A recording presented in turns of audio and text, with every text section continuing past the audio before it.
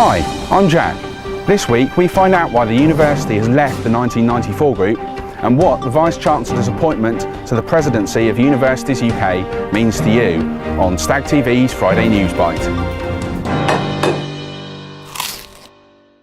In the last week, Surrey Vice Chancellor Sir Christopher Snowden has been elected to be the next president of Universities UK, a group representing the interests of universities all around the country. We asked him what his role will be and what this means for Surrey students. It means that Surrey will be very much in the eye of all the stakeholders, the government, the Prime Minister, everybody, whenever I'm meeting with them. So I think it's a very good piece of PR for the university as well.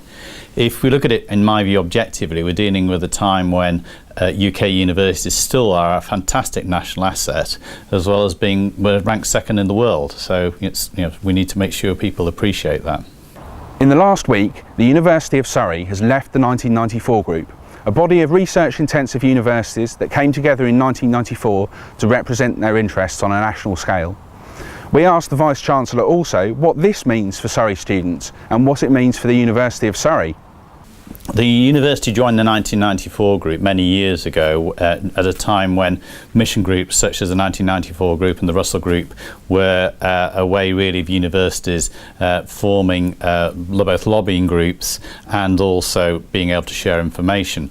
I think really over recent years in particular there's been enormous changes in the way that universities can gain that sort of recognition and representation, and we simply got to the point where we felt that there was insufficient value to continue to the university to continue in the 1994 group.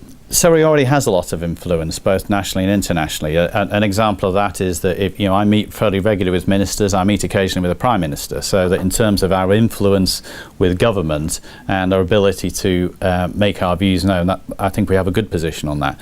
I think internationally, I've just returned from China, for example, and from a meeting in Europe, where again the university was able to make its position very well known. So I don't think in terms of having a voice there's any diminishing of that at all. In fact, it could be argued we're more able to clearly distinguish exactly what it is that Surrey does stand for and believe in, because we're not being judged, if you like, as part of an aggregate group where there's some sort of average, if you like, view being taken. So I'm not at all worried about that.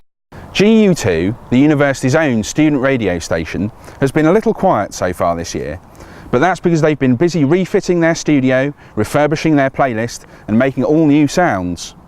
However, they're ready to relaunch.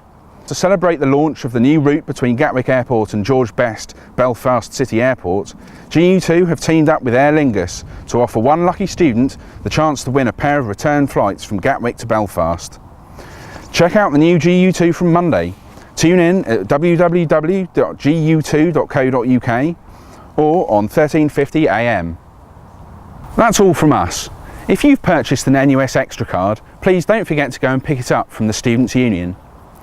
On Tuesday there's a new issue of the Stag out, but on Monday StagTV interviews Radio 1's Ali Jones on Deja Vu Bix.